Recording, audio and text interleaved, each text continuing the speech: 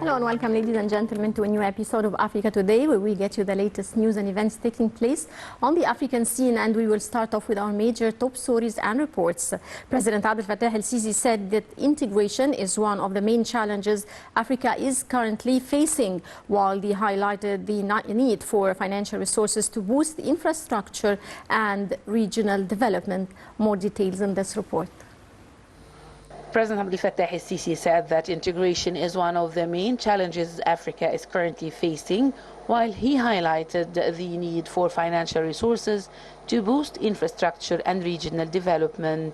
El-Sisi said during the annual meeting of the Africa Export-Import Bank, which was held in the new administrative capital, some 45 kilometers from Cairo, that establishing tangible mechanisms and adopting measures to achieve development aspirations are important for our countries. The president stated that providing regional infrastructure is another major challenge for the country. He affirmed that many countries in the region have a great agricultural potential, but it is difficult to exploit because it is expensive due to the need for electricity, railway services, and modern technology, among other factors. The head of state also stressed the importance of achieving security and stability as the basis of any challenge in any African country. In recent months, Egypt has repeatedly called on rich nations to fulfill their pledges to provide $100 billion annually to help poor countries face climate change, especially those in Africa. Welcome back, ladies and gentlemen, and still with our special reports. President Abdel Fattah el-Sisi announced that Egypt will donate 30 billion doses of vaccine, COVID-19 vaccines to African countries in coordination with the African Union. More details in this report. Egypt hosted the first Africa event of Exxon, a major medical event on the continent. Held under the theme Your Gate to Innovation and Trade, the conference and exhibition hosted more than 350 companies for 102 countries. Nearly 2,000 delegates representing government health entities from Africa and the Middle East participated in the event to exchange views and expertise and work out solutions to health problems facing the continent. During the conference organized by the Egyptian Authority for Unified Procurement, attendants discussed means of increasing cooperation among African countries in healthcare, as well as transferring Egyptian scientific expertise in managing and equipping hospitals, providing nursing services, and displaying the capabilities of Egyptian medical companies, from advanced devices to equipping hospitals and their analysis and radiology centers. Egypt said it could receive African patients in Egyptian hospitals and set up one-day surgery hospitals with an initial target of 7 to 8 African countries. During the conference, President Abdel Fattah el-Sisi announced that Egypt will donate 30 million doses of COVID-19 vaccines to African countries in coordination with the African Union. Head of the Secretariat of AU Commission on Africa COVID-19 response said the coronavirus drove African countries to jointly take robust steps to overcome the pandemic. It became a necessity to reorder priorities to meet the challenges of pandemic outbreaks. In his remarks, el-Sisi encouraged medical cooperation among African countries, including pharmaceutical production, and invited international firms to invest in Africa. The president said that Africa is a promising market, stressing that Africa's youth represents 60 to 65% of its population, if not more, so the future is in Africa.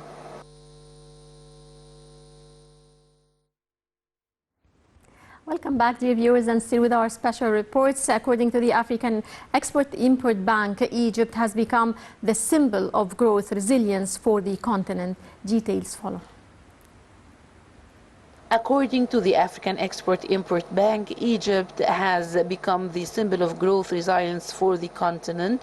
As the only one of the 3 Africa's largest economies, the others are Nigeria and South Africa, where the GDP growth expanded strongly even at the peak of the pandemic downturn, 3.3%. The bank reported Africa's 2022 growth prospects poised under post-pandemic and highlighted geopolitical pressures, highlighted that Egypt is projected to account for 17% of Africa's combined output expansion in 2022, up from 16% in 2021. The two largest economies, Nigeria and South Africa, are expected to account for 17% and 15% respectively of aggregate output of the region. The report said that growth is projected to strengthen in North Africa, the fastest growing sub-region, lifted by the impressive performance of Egypt. For the third consecutive year, Egypt is a major growth driver for the region, with forecast GDP expansion of 5.9% in 2022, according to the latest forecast by the IMF. In addition to reform dividends, which eliminated currency overvaluation and strengthened the business climate to boost comprehensive, the national economy is being well supported by a variety of forces, expanding infrastructure development, a buoyant gas extraction sector, stronger private consumption, and growing capital inflows. Furthermore, the bank said while the three largest economies in the region, Egypt, Nigeria, and South Africa, received nearly one-third of Africa's allocation, its economic impact has been most significant among low-income countries, which collectively received $13 billion. For most of these countries, the allocation has been substantial relative to the size of their economies, accounting for more than 5% of GDP for many: Burundi, Central African Republic, Libya, Sierra Leone, and Zambia, and over 10% for others like Liberia and South Sudan. Welcome back, ladies and gentlemen, and we're glad to be joined over the phone by Ambassador Gamal Bayoumi, former assistant to the Foreign Minister. Good afternoon, Mr. Ambassador. Good afternoon. Ambassador Bayoumi, according to the African Export-Import Bank, Egypt has become the symbol of growth and resilience for the African continent. How do you read this? This is very important, and it is encouraging us in order to continue our efforts to more and more economic reform and development. We are lucky, thanks to God and thanks to our efforts, that we took the right and courageous decision to start our economic reform since November 2016. So when the epidemic of Corona-19 started to attack the whole world, we were already on a good stand. Even during the war in Ukraine, we are still growing positively. Contrary to what is happening in many places in the world, that economies in China, in Germany, in Europe in general, even in the United States, is diminishing. Here we are keen to continue this because we have the challenge of the population growth, which shouldn't exceed the economic growth. Mm-hmm. So we are in a very good position, but we are greedy, we are ambitious.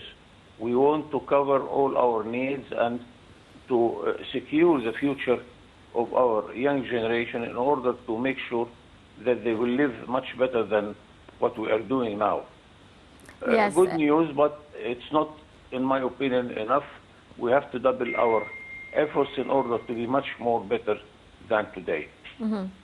Ambassador Bayoumi, how do you view Egypt's leading role in the African continent and specifically in the socio-economic and political level?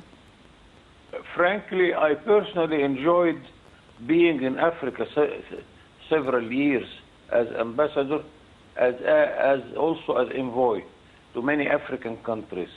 And I can tell you that we are the most accepted country and accepted face in the whole African continent. We are represented in all African countries, and they like Egypt because we have an old history. Since the Pharaonic time, you have many tribes in Africa who are proud that they are coming from Egyptian origin. Mm-hmm. They like us because we share the efforts in order to get rid of the foreign colony. Also, we are leaders and one of the main countries who established the African Union. And Egypt is really a very active member of the African Union, except in the last 20 years of President Mubarak, because of his age, because of the incident in Addis Ababa when they tried to kill him. So he didn't give enough attention at the presidential level to Africa. But we were there as ambassadors, as ministers. But of course now we gain the efforts of our President Fattah al-Sisi, that the President has put Africa in his priorities. He visited many African countries. He was the chairman of the African Union in 2019. We represented Africa in the United Nations Security Council. Name it, many reasons that we are there. And I think also this is one example. It's good, but not good enough to our aims and to our ambition, that we shall continue ameliorating and developing our relations with Africa, our main partner in many economic and political matters. And this should continue, of course, inshallah, in the near future. Yes, Mr. Ambassador, President Abdel Fattah al-Sisi earlier stressed on the need for boosting entrepreneurship among African nations. How can startups, which is now the talk of everyone globally, drive economic growth, especially in the African continent? We are doing our best through many circles. First, of course, on the bilateral level, we had the Egyptian Fund for development in Africa. Now it's becoming an agency to help Africa development. We lack finance, of course. Then we have the Egyptian initiative, where we are asking our wealthy partners to come to Africa with the Egyptian experience, with the money coming from China, from Japan, from Europe. And Europe accepted this, China also, and Japan. So this is a very good example of how important is the Egyptian role. And in Sharm el-Sheikh, during the African-European meeting, Europe declared that they will follow the Egyptian proposal. We still need, in order to expand this process, it's going slowly but surely, because, of course, on our side, it's not only a matter of finance, it's a matter that we have to ameliorate our ability to absorb capital and money. We still have to ameliorate our transport system, whether airway traffic or maritime traffic or road traffic. Yes. Our banking system needs to be much better than its performance now. Yes. Many things we have to tackle in order to be able to absorb much more investment in the continent. Yes, sir. Sir, Egypt aims to establish logistics zones in a number of important African countries, as well as raising the rates of trade and investment exchange. How could this be achieved? By insisting to continue the dialogue, by insisting to see what are the challenges, the obstacles, in order to meet the good chances in Africa. And we have hundreds of experts, Egyptian experts, all over the continent, trying to help them in order to make their performance much better. It is a serious process. We have to take it seriously. And I am glad that our president, our government, is giving it the necessary priority here. Yes. Sir, would the African countries lower both their imports and exports to Europe and Asia and work on improving the made in Africa products? Here, Africa is really in a very bad situation. The flow of money, which is the result of any performance, the flow of money going out of Africa to the developed world is much more than the money Africa is receiving, because we pay our debts, we pay our imports much more than we receive as investment or than we receive as a result of our exports. This has to be changed, because we cannot continue. This is the poorest continent in the whole world, and still it is financing the rich countries with a flow of money. It cannot continue like that, and this has to be changed. Right. Sir, talking about the Agenda 2063, which is a set of initiatives proposed and currently under implementation by the African Union. It was adopted on January 2015 at the Ordinary Assembly of the Head of State Government of the African Union in Addis Ababa. How do you see the significance of such an initiative? It is good because it shows how we are serious. It is good because it shows to those who are aiming to help us and to invest in Africa about our program, about our plans in order to attract new investors. Yes. It shows that we are serious about the matter. Yeah. And it's, of course, a flexible designed program which we can add to it from time to time until we reach a position where we deserve all the help we get from the whole world.